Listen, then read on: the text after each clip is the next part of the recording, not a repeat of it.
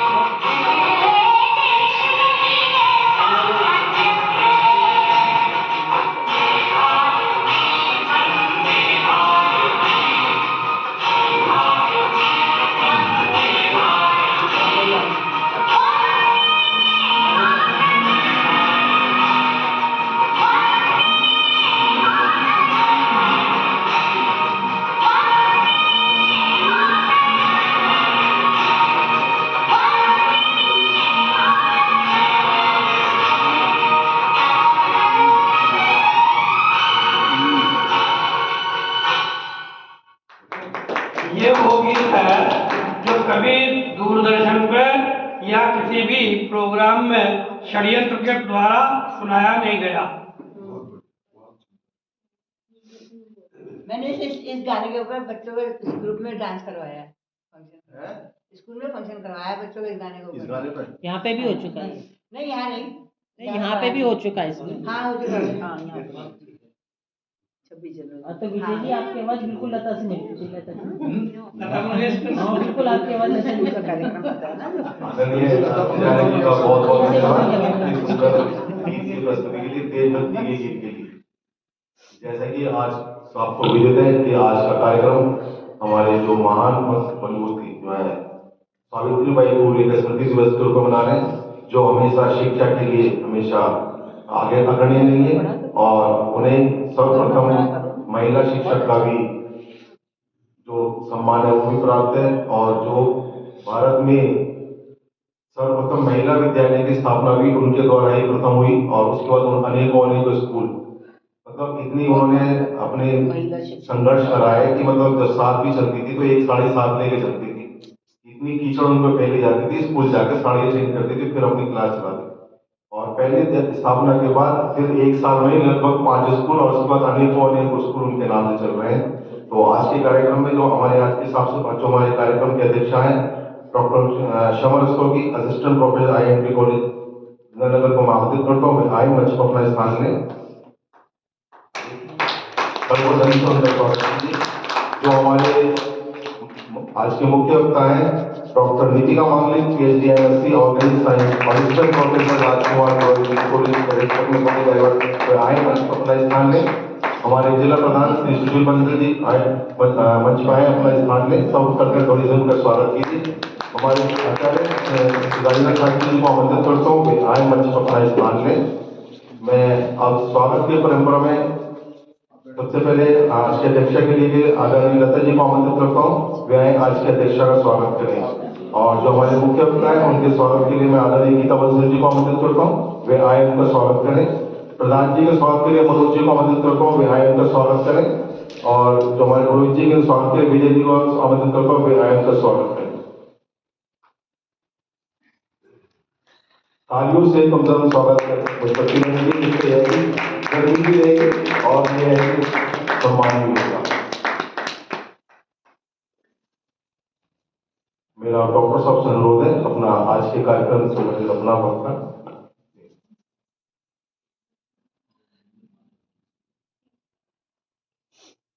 उसको सीधा कर दो माइक।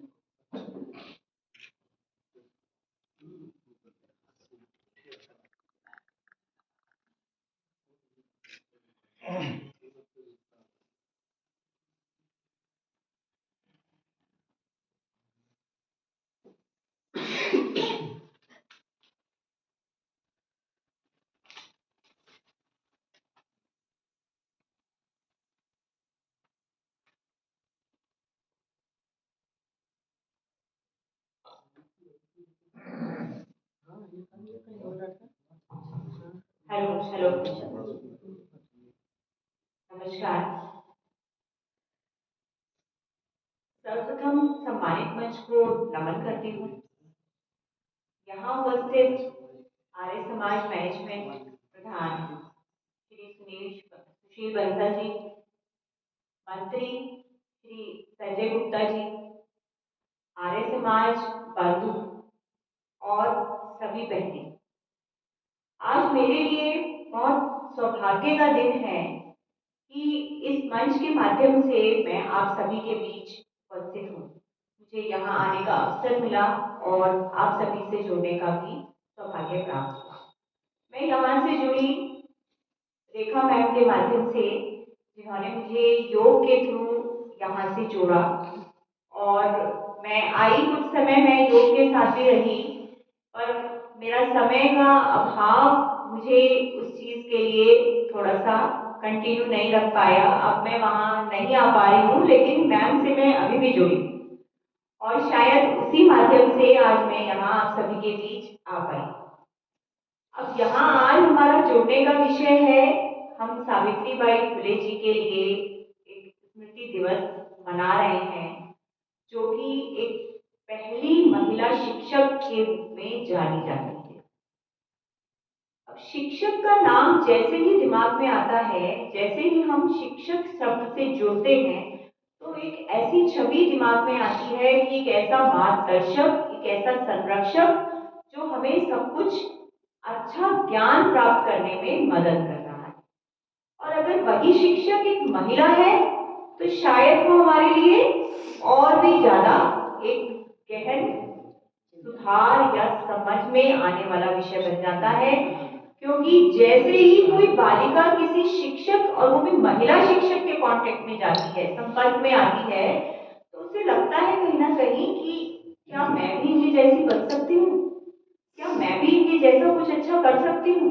तो वो जो एक विचार उसके मन में उत्पन्न होता है, या वो जो एक भावना उसके मन में आती है, शायद वही उस भावना के माध्यम से वो आगे तक बढ़ करके कुछ अच्छा कर पाती है, ऐसा मेरा मानना है। अगर हम बात करें अपनी पहली महिला शिक्षक की, सावित्रीबाई फुले जी की, तो उनका जीवन भी कुछ कम समस्याओं से घिरा हुआ नहीं था। उनका जन्म हुआ 3 जनवरी 1831 को महाराष्ट्र के सतारा जिले में। ऐसा परिवार जिस परिवार में कभी लड़कियों को शिक्षा प्रदान नहीं की गई, एक ऐसा बच्चा जो बहुत होनहार, बहुत हर तरीके से अच्छी सोच रखने वाला, लेकिन क्योंकि परिवार में शिक्षित करने का समय नहीं था, शायद वो समाज ही ऐसा नहीं था, उसमें कन्याओं को, लड़कियों को शिक्षित नहीं किया जाता था। पर उस बच्ची के मन में कहीं था कि मुझे पढ़ना है, पढ़ने की ललक थी, पढ़ने। परिवार ने उसको पढ़ाई में साथ नहीं दिया। एक बहुत छोटी सी उम्र में, 9 वर्ष की आयु में विवाह हो गया। अब विवाह हो गया, वो भी 13 साल के ज्योतिबा फुले। छोटी छोटी उम्र के बच्चे, पर यहाँ से उनकी लाइफ का, उनके जीवन का दूसरा पक्ष शुरू हुआ। वो दूसरा पक्ष जिस पक्ष ने उन्हें उस जगह तक पहुंचाया जहां हम उन्हें जानते हैं। ज्योतिबा फुले एक ऐसे इंसान जो समानता में विश्वास रखते थे। उनका मानना था कि हर इंसान को एक समान अधिकार प्राप्त है। उन्होंने सावित्रीबाई फुले जी के अंदर वो ललक देखी जो उनके मन में पढ़ाई को लेकर थी। उन्होंने उन्हें पढ़ना सिखाया, पढ़ना लिखना शुरू किया, आगे बढ़ी। अब उन्हें समझ में आने लगा कि अगर मुझे समाज को सुधारना है, ज्ञान का प्रकाश फैलाना है, तो एक मात्र माध्यम है शिक्षा। और इस माध्यम में उनका साथ दिया उनके पति ज्योतिबा फुले जी।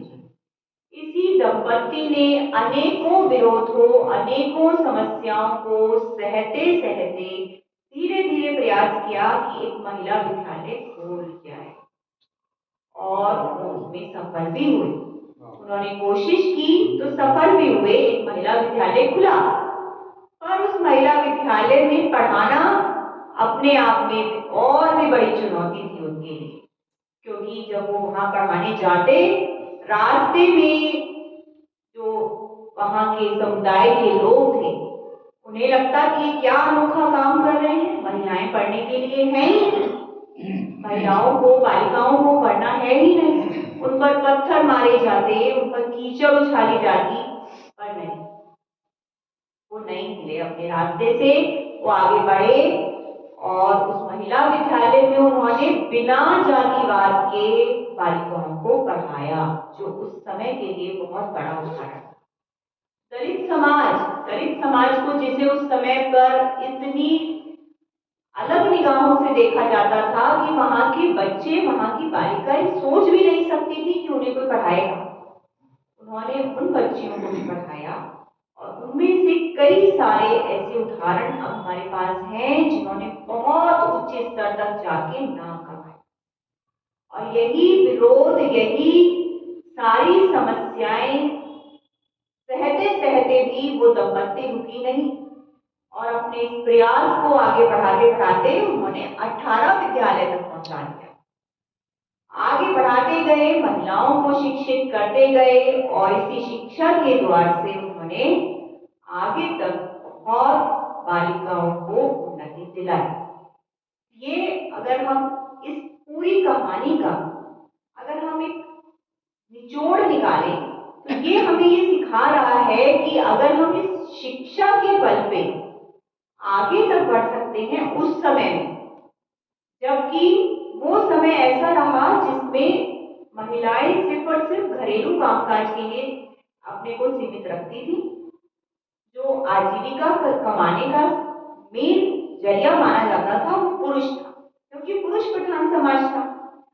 अब उस समाज में इस सबको ला करके इस नई चुनौती को झेलते हुए आगे बढ़ करके जो उन्होंने कार्य किया, तो क्या हम एक छोटी सी बात अपने मन में नहीं ला सकते कि जो टीचर्स डे जैसी एक अनोखी सी विधि हमारे समाज में है और हम मनाते हैं, अपने शिक्षकों को सम्मान देते हैं, तो क्या उस शिक्षक को सम्मान देने का दिन हमारा ये ज्योतिबाई सावित्रीबाई फुले के सम्मान में नहीं होना चाहिए?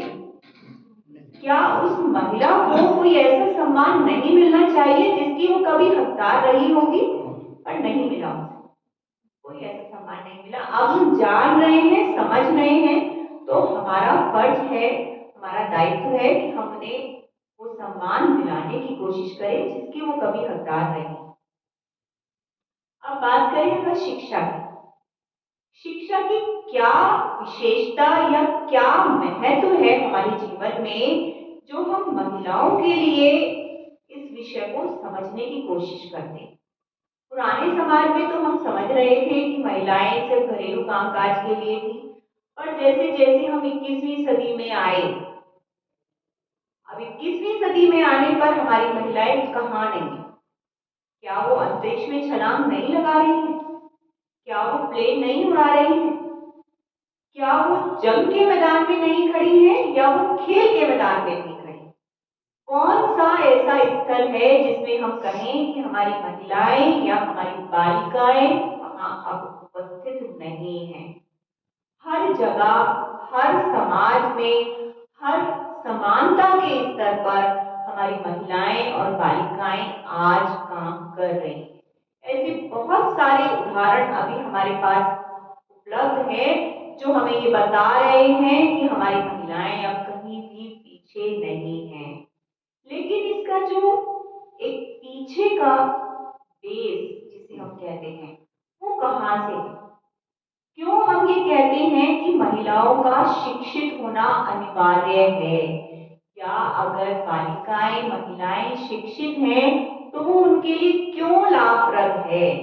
आज के समय में हम समझते हैं, हम अपने घर में बालिकाओं को पढ़ा भी नहीं, लेकिन अभी भी एक ऐसा वर्ग है हमारे समाज में जो इस चीज को नहीं समझता।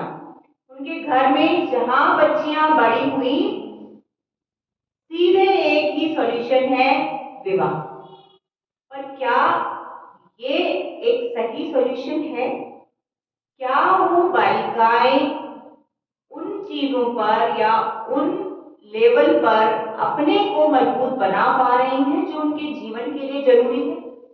पहला लेवल अगर मैं बात करूं, आत्मनिर्भरता। क्या है आत्मनिर्भरता?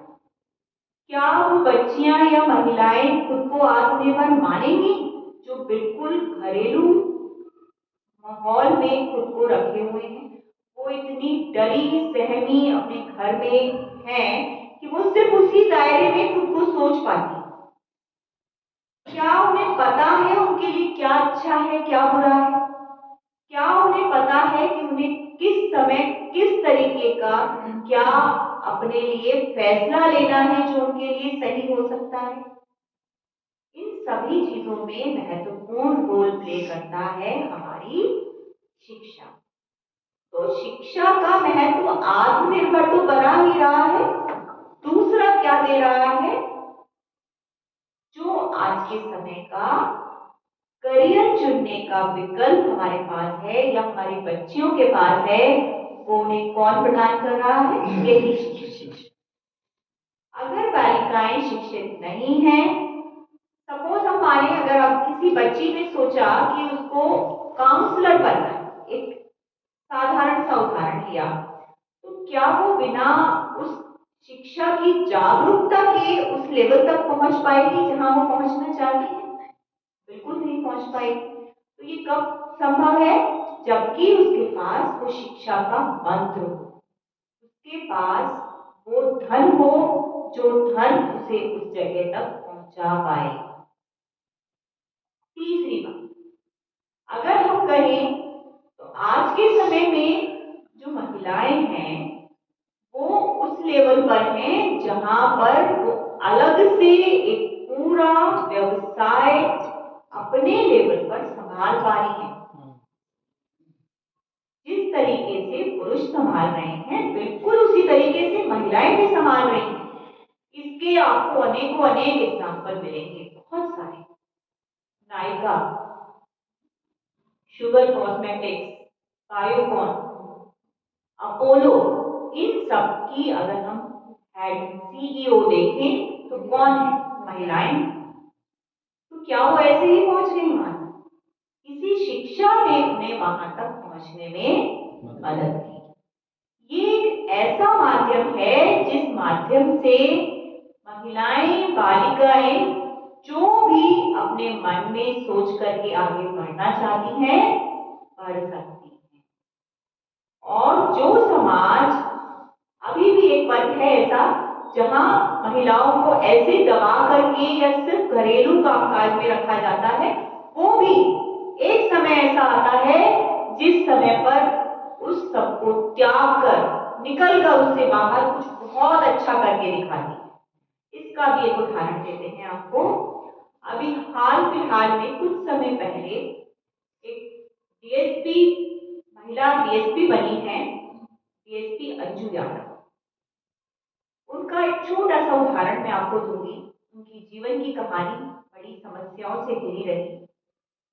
एक बिल्कुल साधारण से हरियाणवी परिवार में उनका जन्म हुआ।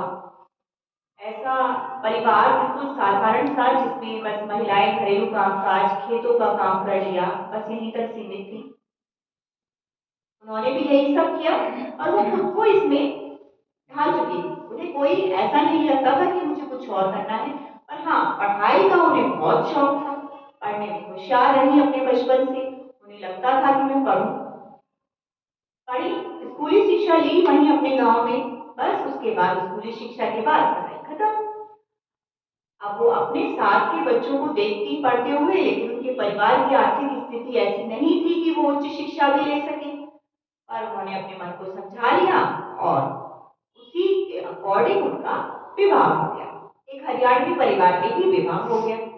अब विवाह होके घर आ गए, वही घरेलू कामकाज, खेतों में काम करना, फिर घर आके काम करना, इसी रूटीन में उन्होंने अपनी लाइफ को ढा लिया। धीरे धीरे उन्हें पता चला जिस परिवार में उनका विवाह हुआ, जो उनके पति हैं, वो कुछ ऐसी इन्वॉल्व हैं जो कि सही नहीं। अब उन्हें लगने लगा कि वो गलत जगह आ गई हैं जहां उन्हें नहीं होना चाहिए था। उन्होंने विरोध करना शुरू किया तो परिवार वालों ने उन्हें दबाना शुरू कर दिया। नहीं, आपको यहाँ रहना है तो ऐसे ही रहना है, नहीं तो जाओ। अब उन्होंने बहुत सोचा, बहुत समझाया अपने मन को और एक मजबूत कदम उठाया। 1 महीने के छोटे से बच्चे को लेके घर छोड़ दिया। घर छोड़ के अपने घर वापस आई, बच्चे को माता पिता को सौंपा और माता पिता की आज्ञा से लगी फिर से इसी रास्ते पर जिस रास्ते की हमने बात की, शिक्षा। फिर से पढ़ाई शुरू की, फिर से पढ़ना शुरू किया। बड़ा स्ट्रगल, बड़ी मेहनत की, धीरे धीरे खुद को एक शिक्षक के रूप में स्थापित किया। वहां देखिए फिर से शिक्षा का रोल आया। उन्होंने एक शिक्षक की ही नौकरी करी एक स्कूल में और धीरे धीरे वहां पर भी पढ़ाते पढ़ाते उनको लगने लगा मुझे अभी कुछ और करना चाहिए, मुझे अपने बच्चे के लिए कुछ और करना है। तैयारी की आरएएस की और उस एग्जाम को क्लियर करके बन गई टीएसपी एक्चुअली।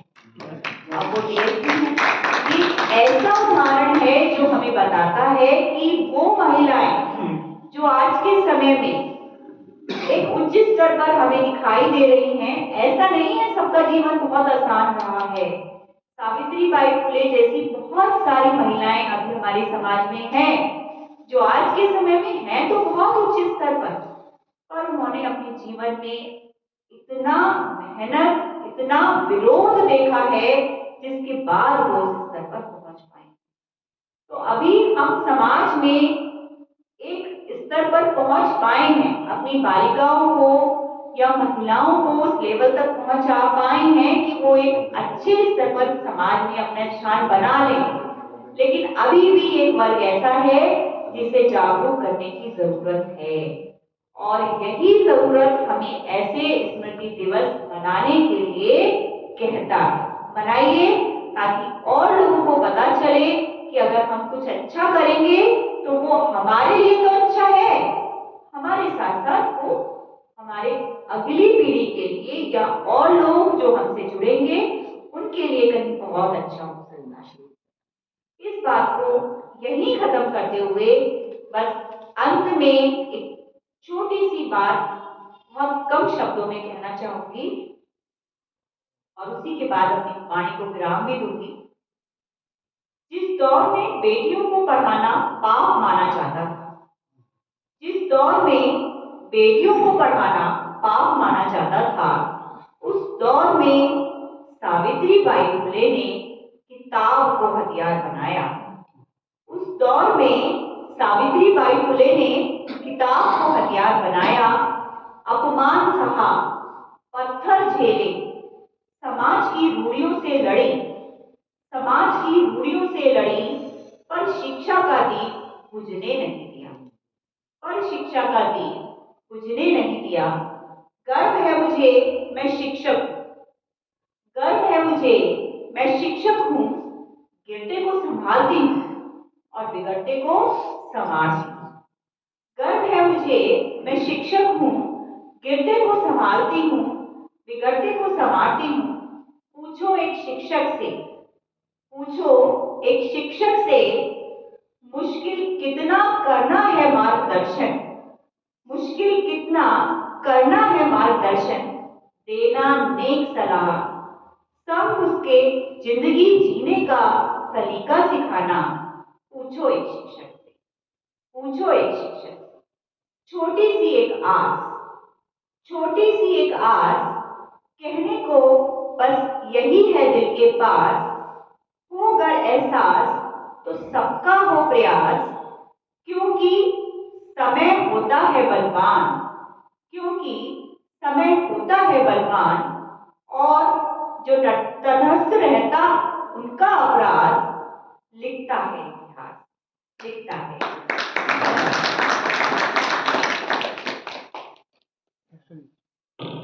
डॉक्टर साहब का बहुत बहुत धन्यवाद शिक्षा के विषय में इतनी महत्वपूर्ण जानकारी देने के लिए। जैसे कि महिला शिक्षक बहुत लोगों को मतलब आगे अग्रणी करते हैं और बहुत ही मुश्किल काम भी है, पता नहीं कितनी परिस्थिति से गुजरना पड़ता है उन्हें इस कार्य को करने के लिए। तो बहुत बहुत धन्यवाद। मैं आज के कार्यक्रम के जो हमारे अध्यक्ष हैं मैं उन्हें आमंत्रित करता हूँ अपना अध्यक्ष भाषण। बैठे थे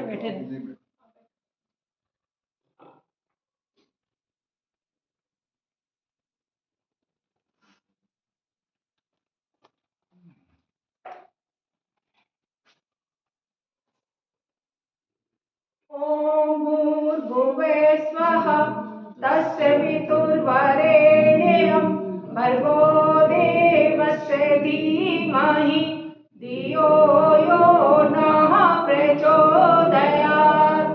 मैं क्षमा रस्तोगी आर्य समाज मंदिर प्रांगण के सभागार में उपस्थित सभी सम्मानित व्यक्तियों का, अपनी बहनों का आदर से नमन अभिनंदन करती हूँ।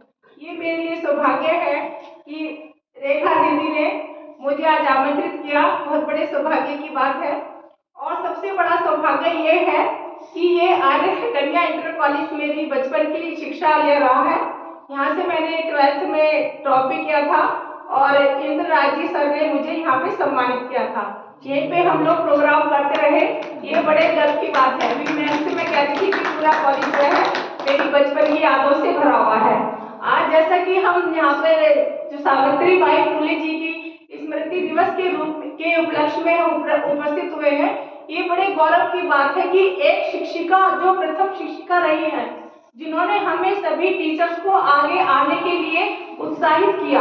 मैं ये सोचती हूँ कि अगर मैम ना होती, अगर आगे जो पुराने आज से 200 वर्ष हो गए लगभग है ना, 19वीं शताब्दी के जो हमारी वीरांगनाएं हैं, जितनी भी शिक्षिकाएं हैं, उन्होंने हमें प्रेरित किया। इतने उलझनों से, इतनी समस्याओं से आगे निकलकर उन्होंने आगे सशक्तिकरण और अपने समाज को दिशा प्रदान की, जिसके कारण आज हर एक शिक्षिका जो है, हर एक शिक्षक जो है शिक्षा के महत्व को समझ सकता है। शिक्षा, जैसे कि मैम ने बताया कि शिक्षा क्या है, ये संस्कृत धातु से बना है, जिसका मतलब होता है कि आगे निकलना। जब हम लोग जन्म लेते हैं तो सबके अंदर प्रभु ने अंतर्निहित शक्तियां हैं, सबके अंदर बहुत सारी एक्टिविटीज हैं, बहुत सारी उनके अंदर ट्रेड्स हैं, गुण हैं, जो कि हमें आगे उन्हें पॉलिश करती है। टीचर क्या करती है, उनकी अंतर्निहित शक्तियों को उजागर करती है। हमें, हमारे परिवार में स्टूडेंट्स हैं, बच्चे हैं, सब लोग होते हैं, हमें क्या करना है, उनके लेवल को पहचानना है। जैसे मैं समझती हूँ कि हमारे घर में बहुत सारे बच्चे हैं, मेरे स्टूडेंट्स हैं, उनकी काउंसलिंग करना। बेशक आज जैसी लड़कियां हैं, जैसे मेरी पर्सनैलिटी में है, जितनी भी हमारी गर्ल्स होती हैं, मैं उनकी काउंसलिंग करती हूँ। काउंसलिंग मीन्स कि उनके साथ माता पिता की तरह व्यवहार करना चाहिए। हर एक बच्ची आज के सीनियरों में, आज के इन्वायरमेंट में बच्ची के साथ एक फ्रेंडशिप व्यवहार करना बहुत जरूरी है, क्योंकि एनवायरमेंट ऐसा हो रहा है कि हम लोग जैसे कहते हैं कि हम बच्चों को आगे पढ़ाएं, लेकिन मेरे भी बच्चे हैं, उन्हें एक डर की भावना भी रहती है ना कि हम बच्चे को रात में कैसे निकलने दें, अगर दूसरे प्रदेश में उन्हें कैसे आईटी में बच्चे जा रहे हैं, बहुत जा रहे हैं, उन्हें कैसे करने दें। इसके लिए जैसे हमारी सावित्रीबाई फुले जी ने जागरूक किया, इतने संघर्षों के बाद, इतने मतलब 9 वर्ष की अवस्था में जिनकी शादी हो गई है ना, और 17 वर्ष की एज में उन्होंने एक प्रिंसिपल बन के कॉलेज खोल लिया। जब मैं उनकी जीवनी के बारे में पढ़ रही थी, ये हमारी जो 17 ईयर्स की होती है सर, वो टीन एज की होती है ना। हम बच्चों को बहुत सारी गाइडेंस देते हैं, काउंसलिंग करते हैं और डरते भी हैं कि फ्यूचर में उनको क्या होगा। तो उन्होंने इतने स्कूल खोल लिए, उसमें किसका सपोर्ट रहा, उनके परिवार का रहा, उनके हस्बैंड का रहा। जो लेकिन आज जैसे हम सब जानते हैं, हम परिवार में बहुत जागरूक हैं, हमें इतनी फैसिलिटीज मिल रही है आज के उसमें कि तो इनोवेटिव आइडियाज हम कर रहे हैं, आगे बढ़ रहे हैं, रिसर्च के मेथड में जा रहे हैं, पायलट चला रहे हैं, प्रेसिडेंट बन रहे हैं, सब कुछ हो रहा है। लेकिन उसके लिए कौन आगे बढ़ता है, हमारे परिवार के मेंबर जी, आप लोग ही, हम लोग ही क्या कर रहे हैं, आगे बढ़ने के लिए प्रेरित कर रहे हैं। लेकिन फिर भी कुछ समाज ऐसा है जहाँ बच्चों को, लड़कियों को पढ़ाने के लिए मुश्किल कर रहे हैं। बस एक ही एम है कि इसको थोड़ा सा पढ़ाया, ग्रेजुएशन तक कराया और इसकी शादी कर दी। लेकिन जो दृढ़ संकल्प हमारी पुरानी वीरांगनाओं ने दिया है, स्त्रियों ने दिया है, हमारे देश को आजाद कराया है, हमारा प्रण करते हुए यह है कि हम बच्चों को आगे बढ़ाएं, उन्हें सेल्फ इंडिपेंडेंट बनाएं। अब हमारी जो लड़कियां हर एक क्षेत्र में जा रही हैं, कर रही हैं, हमें इतनी फैसिलिटीज मिल रही है जितनी पहले नहीं थी। मतलब कि एक जिस सावित्रीबाई जी हो या अन्य और भी वीरांगना रही हैं और भी स्त्रियां रही हैं, उनके ऊपर लाछन लग रहे हैं, उनको पढ़ाने के लिए मना किया जा रहा है, कीचड़ फेंकी जा रही है और कोई दूसरी ड्रेस की साड़ी लेके कॉलेज में स्कूल में पढ़ने के लिए जा रही है, बहुत बड़े गर्व की बात है। एक ही जैसे भारतेंदु हरिश्चंद्र जी भी लिखते थे ना पहले कि हमारी जो पुरानी स्त्रियां होती थी, अबला जीवन हाय तुम्हारी यही कहानी, आंचल में दूध आंखों में पानी, लेकिन आज क्या है, सबला जीवन सत्य तुम्हारी यही कहानी, हाथों में कृपाण शक्ति में काली। तो यही हमारी जो स्त्रियां हैं ये आगे बढ़ रही हैं।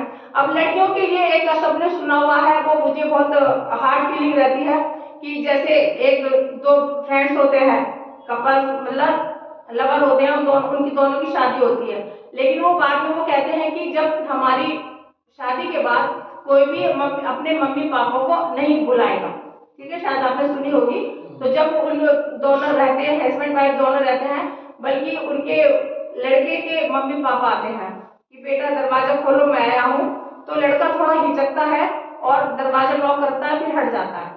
उसके लड़के के मम्मी पापा दोबारा लॉक करते हैं, बच्चा दरवाजा नहीं खोलता, लड़के के माँ बाप जो हैं वो चले जाते हैं। थोड़ी देर बाद फिर लड़की के पेरेंट्स आते हैं, वो नॉक करते हैं, बेटी दरवाजा खोलो। बेटी ने क्योंकि हस्बैंड से प्रॉमिस किया हुआ, थोड़ी देर हिचकती है, फिर उसके पापा दोबारा से नॉक करते हैं, बेटी मैं तुमसे मिलने आया हूँ, क्योंकि जब लव मैरिज हो रही थी तो मैं बताना भूल गई, तो मना कर दिया था कि पेरेंट्स से नहीं मिलेंगे हम दोनों, क्योंकि नाराज हो गए थे वो। तो बेटी के जब पेरेंट्स आते हैं, उसने एक बार मना कर दिया, हस्बैंड की तरफ देखा, दूसरी बार जब उसके पेरेंट्स आए तो उस लड़की ने दरवाजा खोल दिया और हस्बैंड से बोली कि मैं ऐसा नहीं कर सकती कि अपने पेरेंट्स से ना मिलूं। इसी बात पे वो लड़का लिखता है कि उसने जब उनका बेबी हुई, लड़की हुई, तो क्योंकि पहले लड़कियों के लिए तो बहुत बुरा मानते थे ना, अभी हम सीरियल्स वगैरह में देखते हैं कि मार देते कुछ करते हैं, उसने उस लड़की के जन्म उत्सव पर सारे समाज को बुलाया, खूब पार्टी की, उसका बहुत स्वागत किया।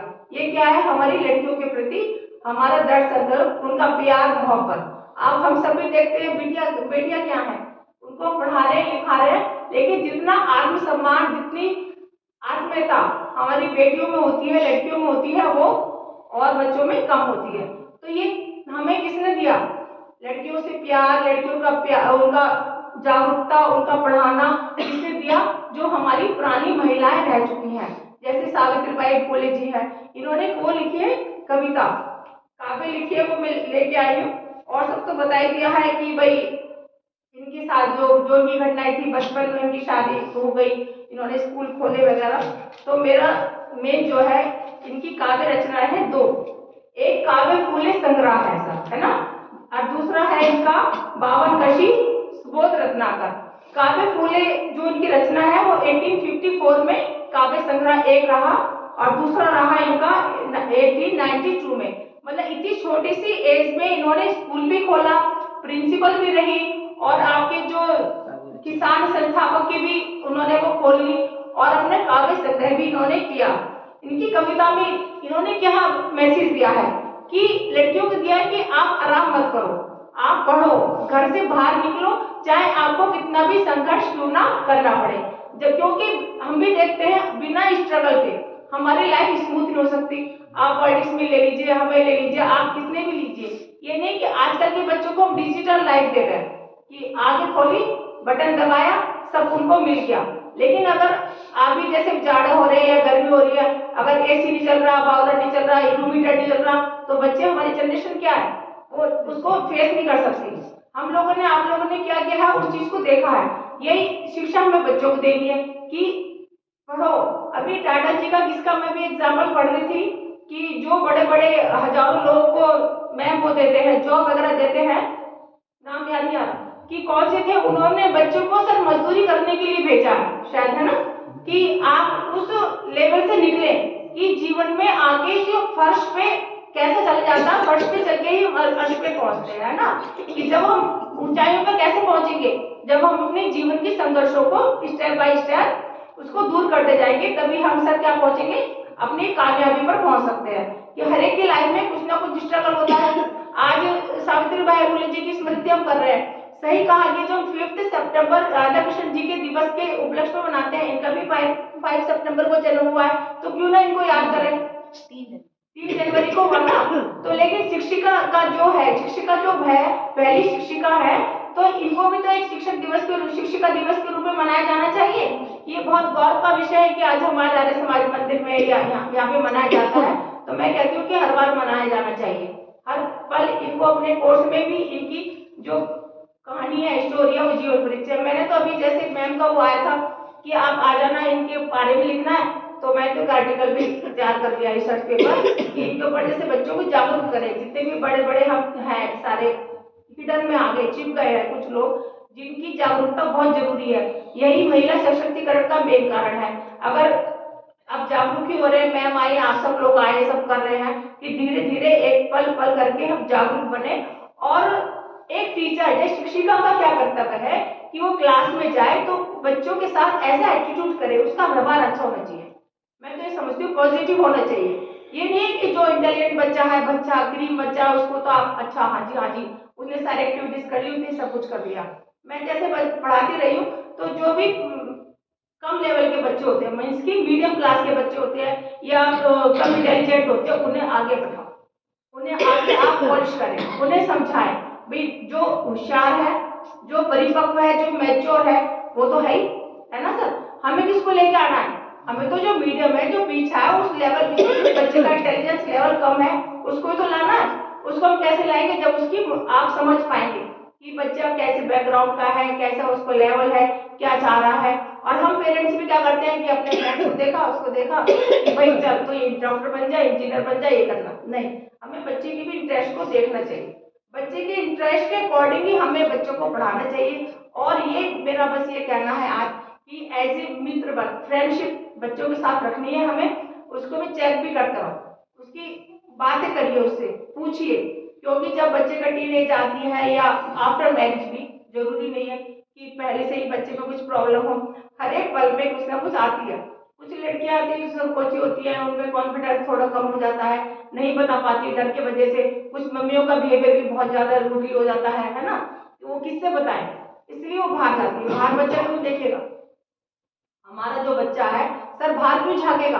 क्योंकि उसे घर में जो है हमारा पॉजिटिव एनवायरनमेंट नहीं मिल रहा। तो हमारा पहला कर्तव्य है कि हम उसे अच्छा एनवायरनमेंट दें, अच्छे उसके साथ व्यवहार करें, घर में कोई बायस पक्षपात ना करें, उसकी भी सुने। एक्चुअल में शुरू में ऐसा होता है ना, लड़कियों की क्या, औरतों की तो सुनी जाती नहीं रही, शुरू से नहीं सुनी जाती। लड़का चाहे जो कुछ भी कहते तो उसकी आप सुन रहे हैं, कुछ बेटे की बात मान रहे हैं। तो आजकल तो क्या चेंज हो गया, बहुत चेंज है। हम सब एक साथ ही पढ़ रहे हैं, एक साथ ही लिखा रहे हैं, फिर भी बहुत जरूरी है कि हम उन सबको अच्छे से एक साथ एक ही बैलेंस में बना के उनको नापे तोले। जो इन्होंने कहा था ना, जो सावित्री फुले बाई जी ने जो अपनी कविता लिखी कागज फूले में, वो मैं थोड़ा लिख के लाई हूँ। जाओ जाकर पढ़ो लिखो, उन्होंने बेटियों से क्या बोला है? जाओ जाकर पढ़ो लिखो, बनो आत्मनिर्भर, करो मेहनत। हमें आत्मनिर्भर ना और मेहनत भी करनी है। काम करो, ज्ञान बढ़ाओ और धन को इकट्ठा करो। उस जमाने में भी मैडम ने कहा है कि समय निकलता है तो अंग्रेजी पढ़ो। क्यों पढ़ो अंग्रेजी? क्योंकि ऐसा ना हो कि आप किसी जगह जा रही हैं, आपको अंग्रेजी की वजह से, इंग्लिश की वजह से पीछे ना हटना पड़े। एकदम उत्साहित क्या है बच्चों को, जाओ जाकर पढ़ो लिखो, बनो आत्मनिर्भर, बनो मेहनती, काम करो। जैसे आते हैं ना, नर हो ना निराश करो, कुछ काम करो, कुछ काम करो, जग में रहकर कुछ नाम करो। तो पहले से आ रहा है, कुछ काम करना है, ज्ञान करना है। जब हमारे पास ज्ञान होगा तभी हम धन को बढ़ा सकते हैं। ज्ञान के बिना हम क्या बन जाते हैं?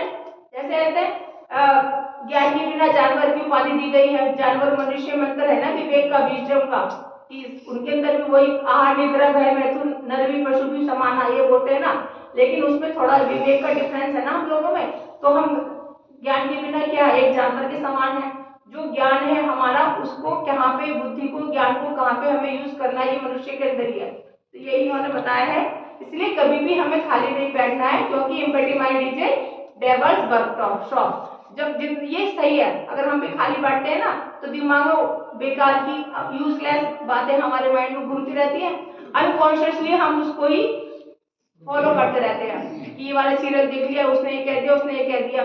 जब हम बुक्स में रहेंगे, अभी सत्याग्रह प्रकाश मेरी पढ़ी हुई है, सत्याग्रह प्रकाश पढ़े या आप आर्य समाज पढ़े, सनातन धर्म में जिस भी यूज आप फॉलो करते हैं उसके बारे में पढ़ लीजिए। अभी आप व्हाट्सएप पे देख रहे हैं इंद्र जी के या कृष्ण जी के, राधा जी के, सब लोग के आते हैं, तब उसको पढ़ते हैं तो हमारा मन जो होता है उसी में रहेगा।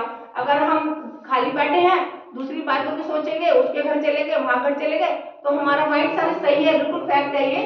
मैं अभी भी बता रही हूँ, जैसा देश वैसा वेश वाली बात है। हम जैसे इन्वायरमेंट में रहते हैं हमारी मेंटलिटी वैसी हो जाती है, ठीक है ना। हम खराब एनवायरमेंट में रहेंगे तो हमारे भी ऐसे रहेगी, उसने ऐसे कर दिया, वैसे कर दिया। तो इसमें कहते हैं कि जो हमारों को गोल्डन मौका, जो हमें गोल्डन अपॉर्चुनिटी दी है, पेरेंट्स ने दी है, समाज ने दी है, सोसाइटी ने, स्कूल ने, इंस्टीट्यूट ने दी है, उसको हमें अच्छे कार्यों में लगाना चाहिए, ठीक है।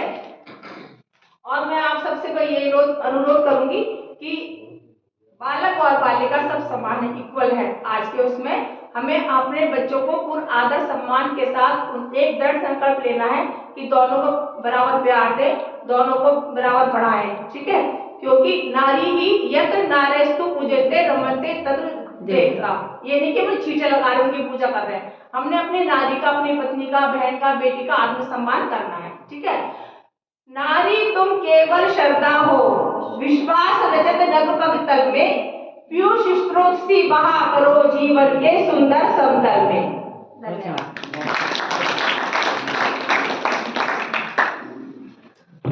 डॉक्टर साहब का अध्यक्ष भाषण के लिए बहुत बहुत धन्यवाद। जैसा कि उन्होंने बताया महिला सशक्तिकरण के बारे में और एक अध्यापिका के बारे में, हमारा तो मोदी जी का यही चल रहा है, बेटी बचाओ और बेटी पढ़ाओ, और वो कितना प्रयास तो सफल होता है, हम भी अपना प्रयास कर रहे हैं। तो बहुत बहुत धन्यवाद। आज 2 जगह कार्यक्रम है, इसलिए हमें अपना कार्यक्रम संक्षिप्त करना पड़ा, आर्य समाज गंगानगर और आर्य समाज थापड़नगर में। और 14 तारीख का गुरुकुल प्रभात आश्रम में भी मकर संक्रांति का कार्यक्रम है, तो अधिक से अधिक अधिकारियों को पहुंचे। मैं अब प्रधान जी को आमंत्रित करता हूँ, मैं अपना धन्यवाद दें।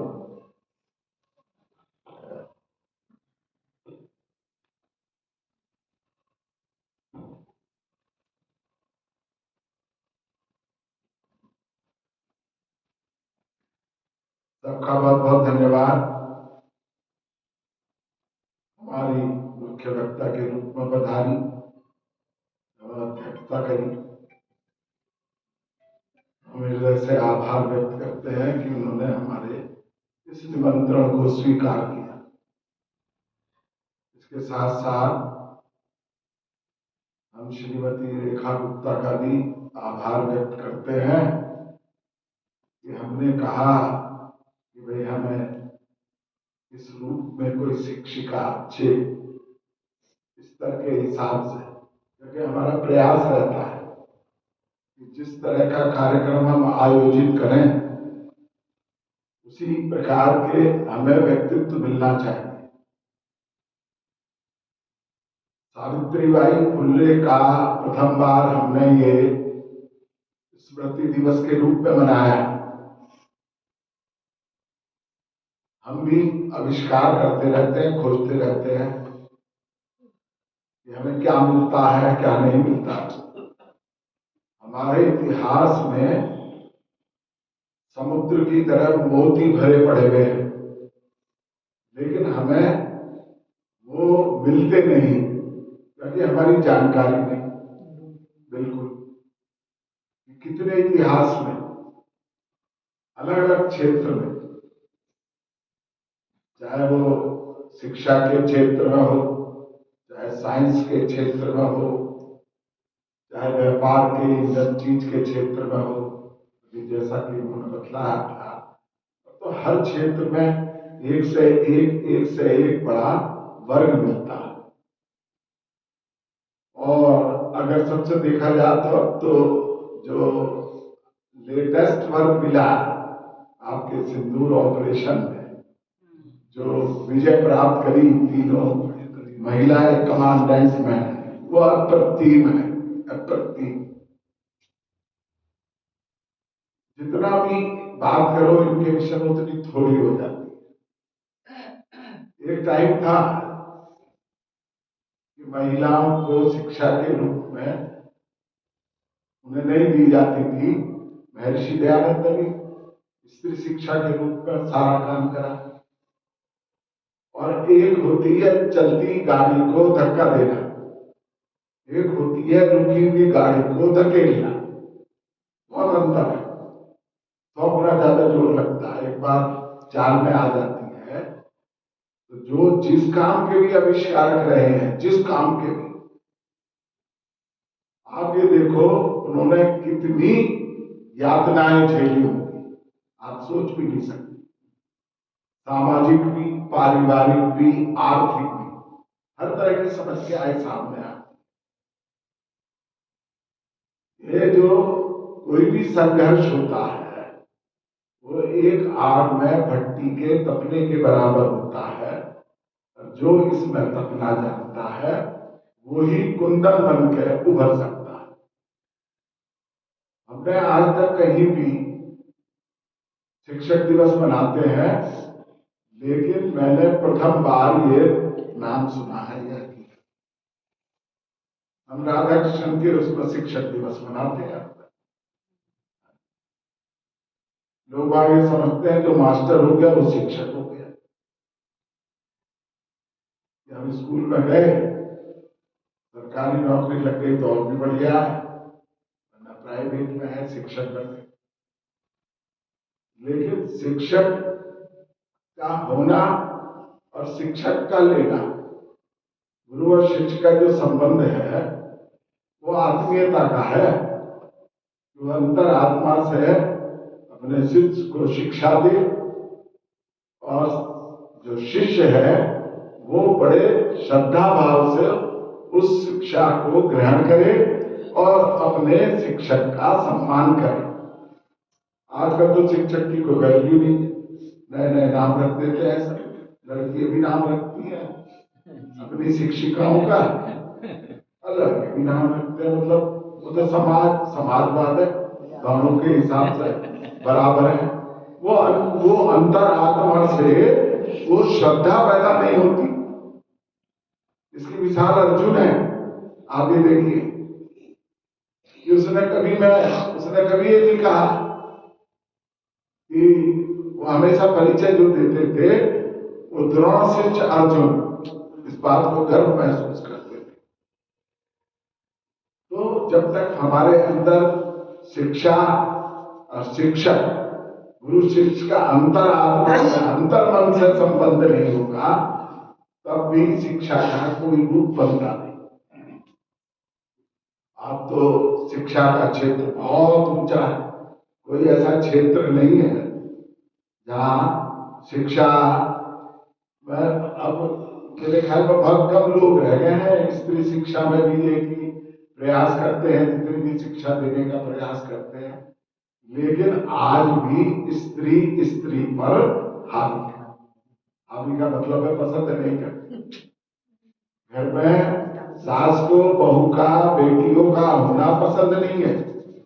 आप ये देखिए, जहां भी दिखाते हैं यही दिखाते हैं कि जब भी बेटी पैदा होती है तो घर में सबसे पहले औरतों को ही समस्या हो, हमेशा वो पुत्र चाहती है, पुत्र प्राप्ति की।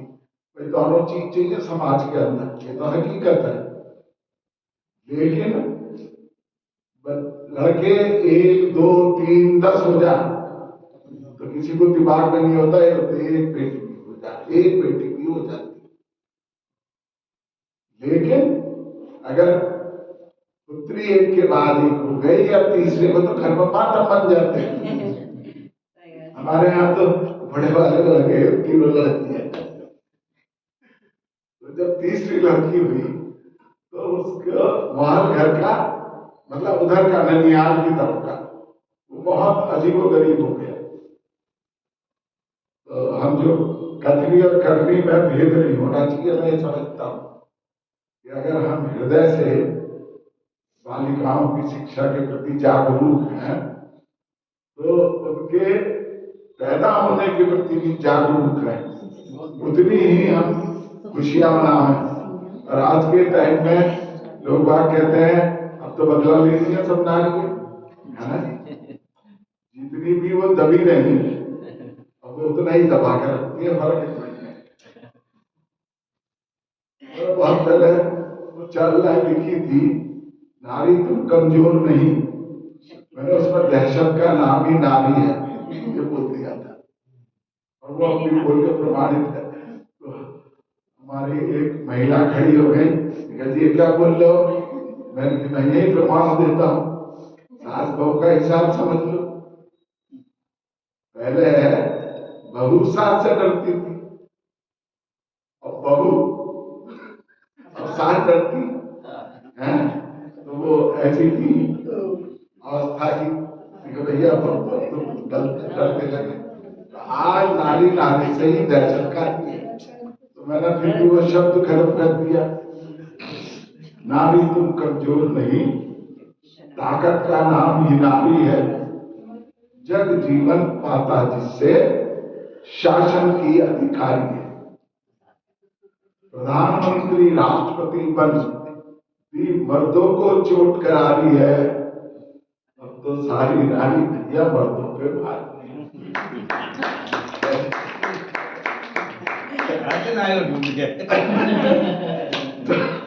तो मैंने इसमें कई शब्दों के परिवर्तन अभी कर दिए माहौल के हिसाब से। ये सामने से देख देख के गा रहे तो सारी जिले के आगे भयाक्रांत है ये भयाक्रांत।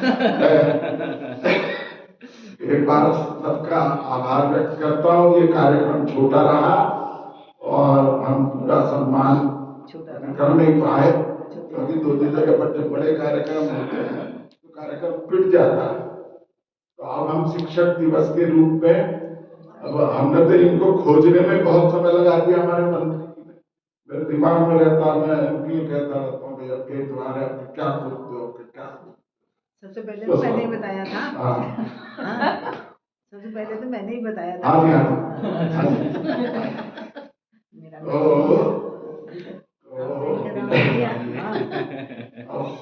अब जो शिक्षक दिवस मनेगा वो सावित्रीबाई फुले के ही रूप में मनेगा।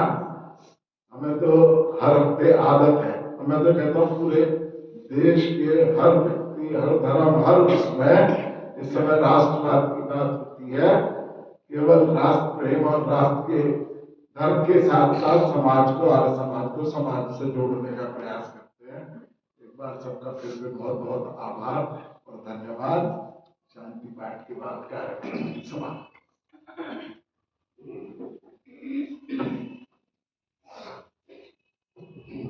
ओम शांति शांति पृथ्वी शांति आवा शांति ओषधय शांति वनस्पतय शांति विश्वे शांति ब्रह्म शांति सर्वगम शांति शांति देव शांति सामा शांति। ओम शांति शांति शांति। जो बोले सो अभय वैदिक धर्म की जय, गुरु विद्यानंद की जय, श्री स्वामी दयानंद की जय, मर्यादा पुरुषोत्तम श्री रामचंद्र की जय, योगेश्वर श्री कृष्ण चंद्र की जय, भारत माता की जय, गौ माता की जय, आर्य समाज अमर रहे, वेद की ज्योति जलती रहे, ओम का झंडा ऊंचा रहे। जो बोले सो अभय वैदिक धर्म की जय, वैदिक ध्वनि।